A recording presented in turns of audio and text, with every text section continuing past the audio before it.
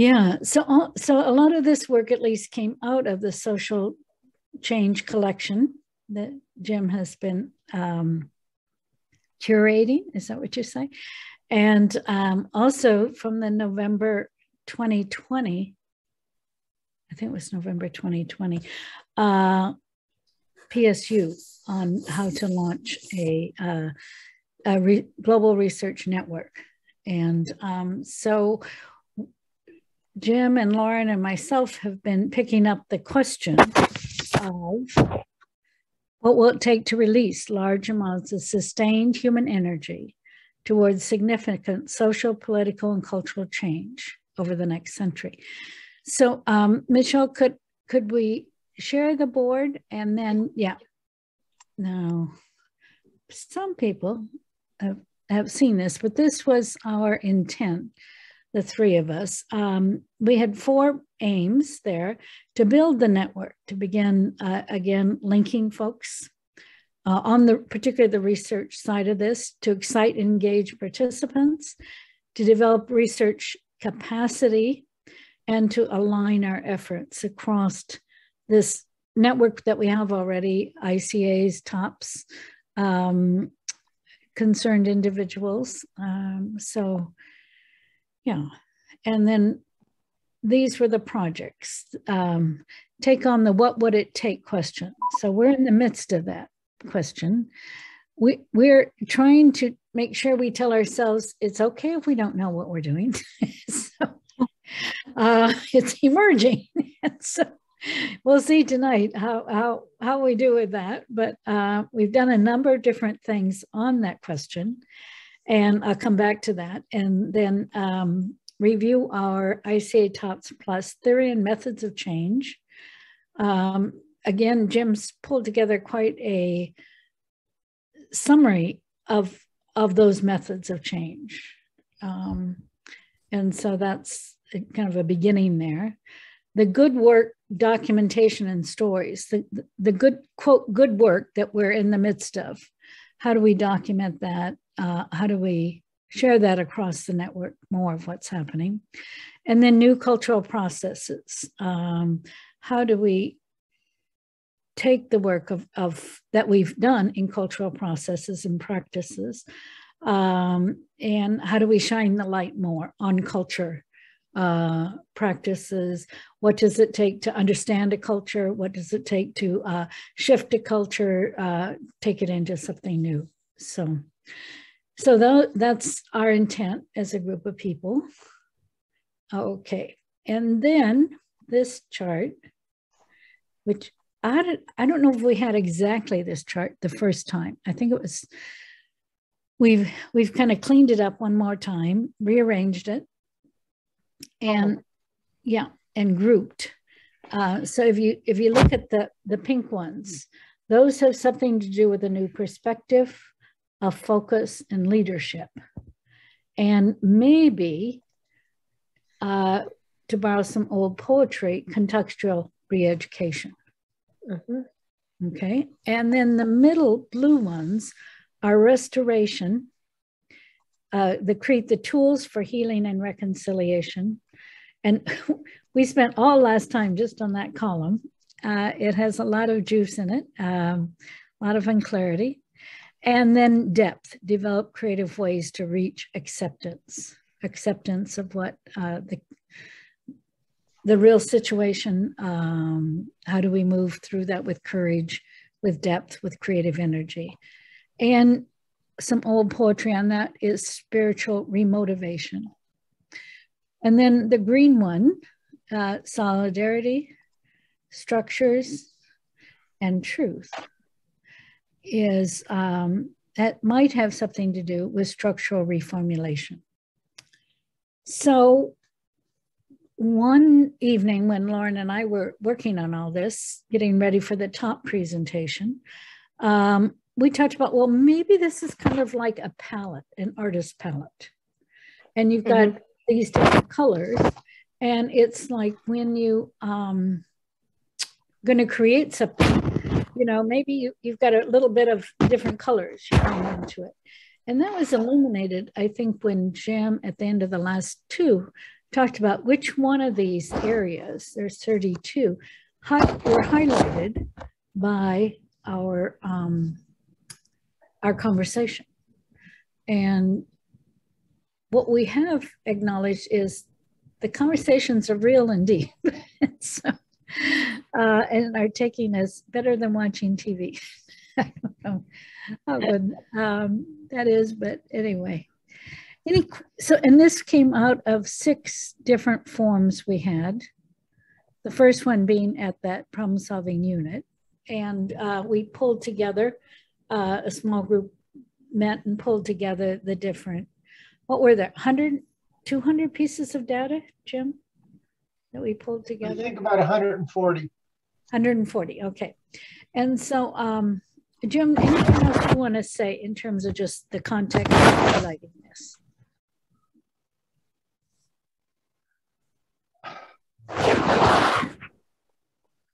It feels like we're walking around in the weeds, but I keep thinking this is a big and important question. These 8 things, adopting a planetary worldview, sounds simple, but it doesn't seem like it's happening. Promoting a shared engagement on a sustainable pathway, all kind of distraction. Awaken a sense of enlightened responsibility. Well, you see signs of that some places. Tools for healing and reconciliation. Not sure. Anyway, whether these are the answers or not, I guess I don't really know. We're looking, I think we're trying to both figure out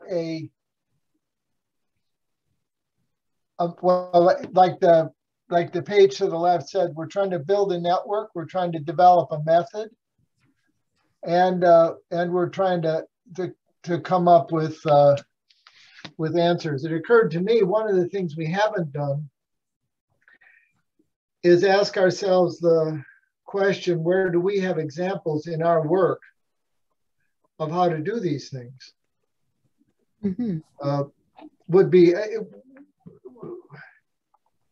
It would be interesting to try to document the work of our sprawled out network and then ask ourselves, where are examples where as a result of our work, somebody really demonstrated growing confidence in moving forward, partnership networks and stuff like that.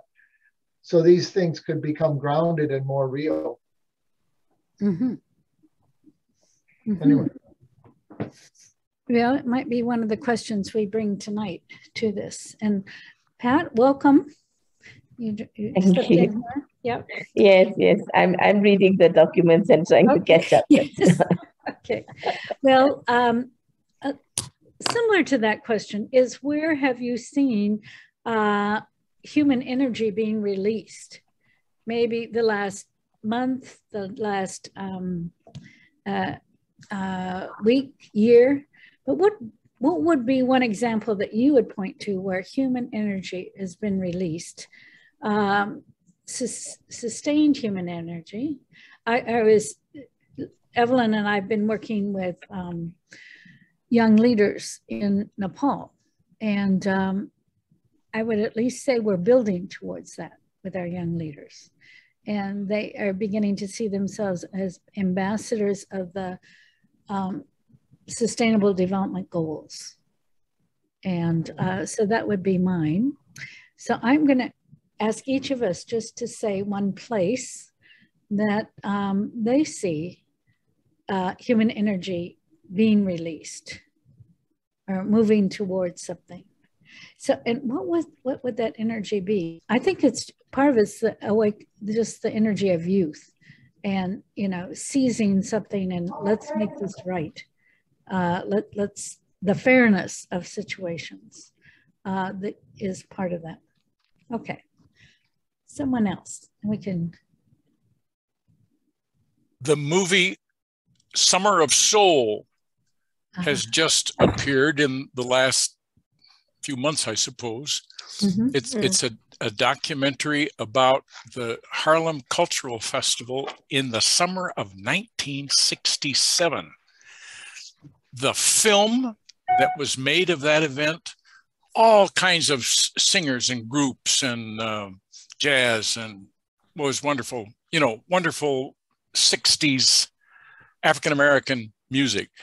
The film that was made of that event was set aside for 50 years. It's just been produced for the first time.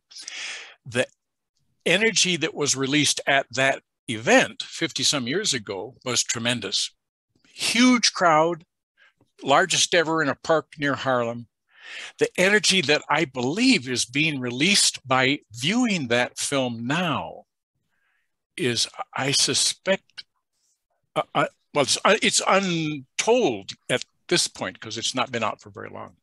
But the power of music, the power of a cultural event, and the release of a film about a powerful cultural event is very energizing. Good. Thanks, Dave.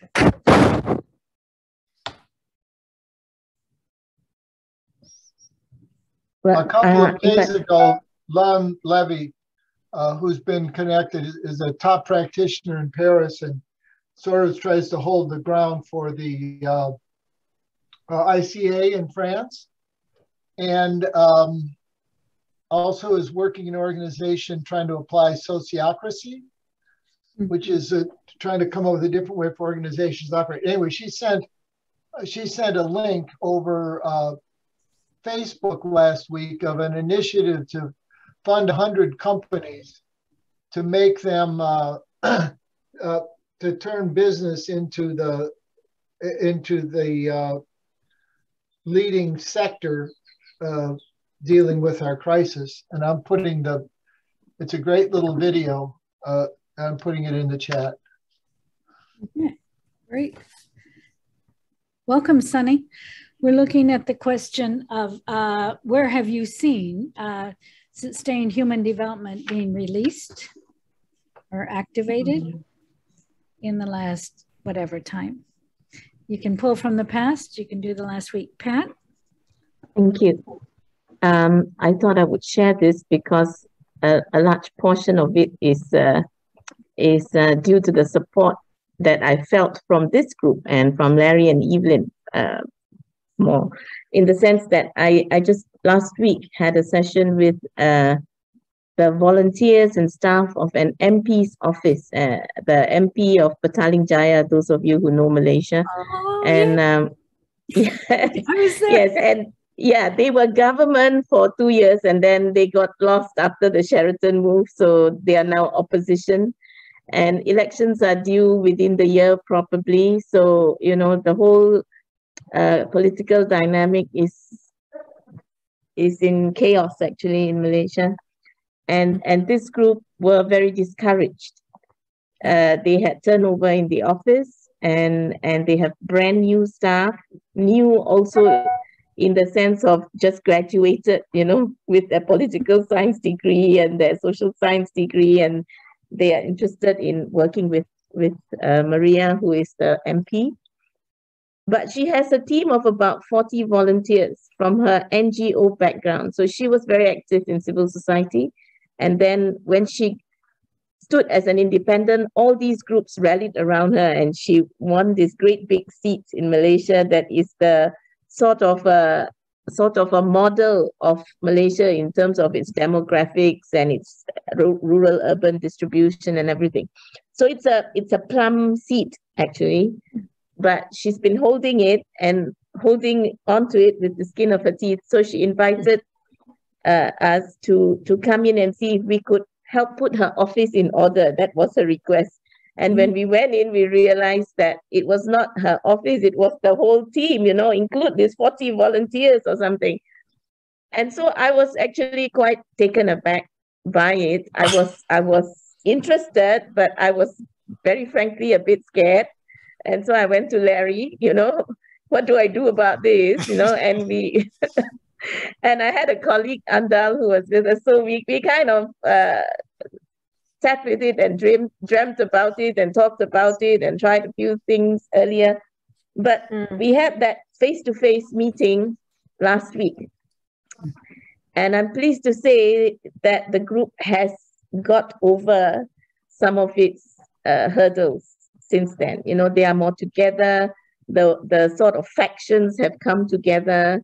They've got 3 commitments that they want to work with. They've got their action plan. They're looking at a revamp of her media frontage. They're looking at reorganizing the office and restructuring it so that she doesn't have to cover middle management as well as visionary leadership, you know. So that meeting is tomorrow. And they've reorganized all their welfare initiatives from 7 work streams to 1. They've consolidated all the different NGO efforts into one that will address. So this is, I can't say it's a revamp of how, no, I can't say it's what did you say, energize everything, but it's a start. It's an initiative. The relationships in the groups are still a little bit tenuous. So I'm babysitting the first strategy meeting, but the others have started. The media have had their meeting, and the welfare initiatives will have their meeting soon. So it's a restart. Okay. And I'm so grateful that that's happening, because that may perhaps help the opposition to hold on to this plum seat. And as one of the young people in the group said, PJ could be the model for the rest of Malaysia if we hold on to this, because, you know, you can show what can be done if you have an ethical framework guiding your decisions. So I'm grateful to Larry and Evelyn and all of you people who have given me, you know, the courage to step out and do this type of work, even though the conditions don't really look very good. It's like walking into a mangrove swamp and hoping you find a footing somewhere. Yeah, so thank you. I've never heard that before. That's good. So that it sounds like Patricia, you did that whole 3rd column. You awaken a sense of enlightened responsibility. You build a widespread sense of agency and some vocational decision. You release some spirit in the organization. So? You widen the success path for an awakened leader. Okay. Well, I shall send that to my colleague. Yes. So Patricia's in charge of that column. Very good. Very good. Well, do we have one other example? Yes. And then we're going to do some more plotting. And I'm going to pop in real quick. I read the video and saw the video of Wu Life, the story from Ukraine, on the work that they've been doing, and talk about releasing some energy. I was just, when she was speaking, I was blown away, but not, then I understood what happened in 2014 and how they've been rebuilding. And Larry, were you at that event, the peace gathering? I mean, talk about a young democracy. I mean, at that, 2014, it was just so fresh and vibrant. And she just does such a wonderful story of documenting that. And what the conference did, but then what the training did. Wow, that's just, I don't know quite where that's, it might also be C, leadership. But anyone else, I kind of snuck that one in.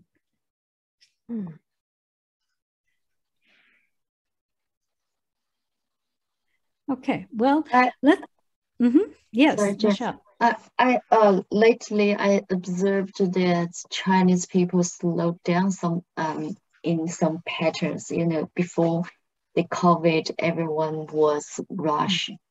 That we focused on economic development. But after the COVID, we somehow being paused. And at the very beginning, I mean, in 2020, I found that people were anxious how we can respond to that. But now this time, even Shenzhen, Shanghai was that were blocked down. I found people feel like we have this new relationship with COVID. No one come anxious again a lot of people just make fun of this COVID situation. We slow down a bit, and I think that is the new ecosystem is kind of created. We found with ourselves comfortable in middle of the situation. We know the economic is slowed down. We know that we might lose our job. And people, not like 2 years ago, we find that ourselves slow down to look into the situation, what we can do, what we can cope with the situation. I'm kind of glad to see that people finally slow down. No matter the reasons are, but it's a good sign for us. Not just to focus on the economic development. We need to look into the environment, look into our own needs. So I think I'm quite happy to see that. So that's E2. Summon our spirit, courage, and skill to thrive. So when we are talking, Jim just looking, that's a list. Thank you.